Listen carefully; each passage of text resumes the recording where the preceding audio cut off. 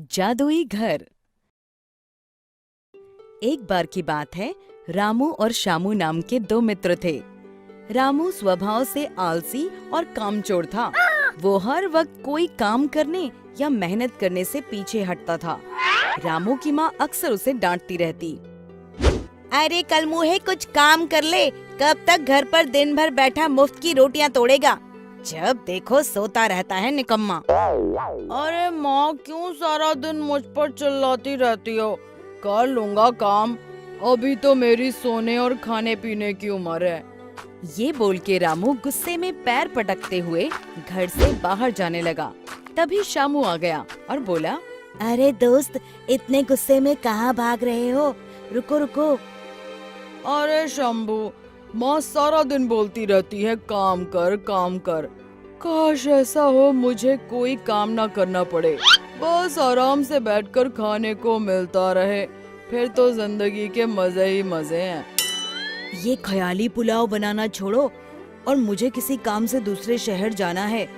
तुम भी साथ चलो, इसी बहाने थोड़ा मन भी बहल जाएगा। चल यार शंभू, इसी बहाने माँ की डांट से कुछ देर के लिए बच जाऊंगा। अब दोनों शहर की ओर रवाना हो गए। चलते चलते शामू ने बोला, दोस्त रामू, थोड़ी देर यहाँ रुककर विश्राम कर लेते हैं, वैसे भी रात हो चुकी है। दोनों वहीं एक पेड़ के नीचे बैठ गए। रामू की नजर पेड़ की टहनी पर कुछ चमकती हुई चीज पर पड़ी। उसने बोला, शामू, ये क्या चमक रहा है? आओ देखें क्या है। अरे दोस्त रहने दो, पता नहीं क्या है, हम यहाँ से चलते हैं।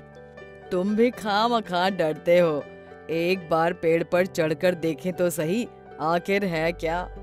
दोनों जैसे ही पेड़ पर चढ़ने लगे, तभी उन्हें एक आवाज आई, रुको। एक महात्मा जो वहीं नजदीक विश्राम कर रहे थे, उन्होंने दोनों को रोका और बोला, ये रोशनी उस जादुई घर से आ रही है जो उस पेड़ के पीछे बना है। रामू ने जब पेड़ की ओर देखा तो हैरान हो गया। जादुई घर? अब ये क्या है और इसमें इतनी रोशनी क्यों है? इस घर की एक खासियत है, इसमें रहने वाले व्यक्ति को कोई भी काम नहीं करना पड़ता और ना ही कोई मेहनत करनी पड़ती है। बस आराम से बैठकर खाओ और सो जाओ। इस घर में अपने आप सब कुछ उपस्थित हो जाता है, और वो भी बिना परिश्रम के। रामू की आंखों में एक चमक सी दौड़ गई और वो बोला, सच में महाराज जी, इस घर में रहने वाले व्यक्ति को कोई मेहनत का काम नहीं करना पड़ता। हाँ, बिल्कुल ऐसा ही है इस जादुई घर में। रामू ने मन ही मन सोचा, काश इस घर में रहने को मिल जाए, फिर तो आराम की ही जिंदगी गुजरे, ना कोई मेहनत करनी पड़े और ना रोज रोज माँ के ताने सुनने को मिले। रामू महात्मा जी से बोला, महात्मा जी, अगर मुझे इस घर में रहने को मिल जाए तो आपकी बड़ी कृपा होगी। हाँ, रह सकते हो, पर इसके लिए तुम्हें एक बात याद रखनी होगी। यदि तुमने एक बार इस जादुई घर में प्रवेश कर लिया तो फिर मेरे बुलाए बिना तुम कभी बाहर नहीं आ सकते। अब रामू सोचने लगा कि मुझे तो बस मेहनत करने से बचना है। ऐसे आलीशान जादुई घर को छोड़कर कौन आना चाहेगा जहाँ सब कुछ अपने आप मिल जाता है। दोस्त, ये तुम क्या सोच रहे हो? चलो चलते हैं यहाँ से, देर हो रही है। तुम जाओ, मैं अब इसी जादुई घर में रहूंगा। रामू जादुई घर में जाने लगा। उसने शामू की एक न सुनी। शामू क्या करता, वहाँ से मायूस होकर चला गया। चमकते जादुई घर को देखकर रामू दंग रह गया। जैसे ही उसने घर के भीतर प्रवेश किया, घर का दरवाजा बंद हो गया। रामू बहुत खुश था। उसने सोचा, बहुत थक गया हूँ, अब कुछ खाने को मंगवाता हूँ। मुझे भूख लगी है, कुछ खाने को दो। ढेर सारे पकवान रामू के सामने लग गए। रामू इतने ढेर सारे पकवान देखकर खुशी से चिल्लाया, इतने सारे पकवान, और वो भी बैठे बैठे, अब आएगा ना जिंदगी का मजा।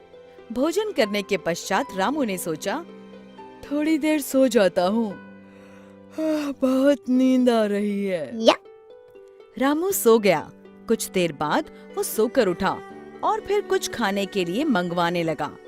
फिर उसके आगे ढेर सारे पकवान आ गए। कुछ दिनों तक ऐसे ही चलता रहा।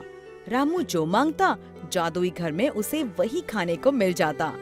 अब धीरे धीरे रामू ऊबने लगा, क्योंकि उसके पास खाने और सोने के अलावा कुछ करने को था ही नहीं। उसी एक घर में खाओ और सो जाओ। उसको समझ नहीं आ रहा था कि क्या करे, पर ये उसकी खुद की इच्छा थी कि उसे ऐसी जिंदगी मिले जहाँ मेहनत करे बिना सब कुछ मिल जाए। पर कब तक आप बिना हाथ पैर हिलाए, बिना पसीना बहाए, कोई काम किए बिना बैठकर खा सकते हो? रामू जोर जोर से चिल्लाने लगा, महात्मा जी, मुझे इस घर में नहीं रहना, मुझे यहाँ से बाहर जाना है। मैं मेहनत करके कमा कर खा लूंगा, पर यहाँ तो मैं पागल हो जाऊंगा। माँ, मेरा मित्र शंभू कोई भी नहीं है, मुझे उनके साथ ही रहना है। महात्मा जी, मुझे वापस भेज दो मुझे महात्मा जी। चिल्लाते हुए अचानक से रामू को आवाज आई, अरे निकट्ठू, उठ जा, सूरज सर पर चढ़ाया है, कोई काम ढूंढ ले। अपने मित्र शंभू से कुछ सीख ले, वो कितनी मेहनत करता है। रामू टपक से उठा और घबराया हुआ बोला, माँ तुम, मैं जादुई घर से बाहर आ गया या फिर कोई सपना देख रहा था?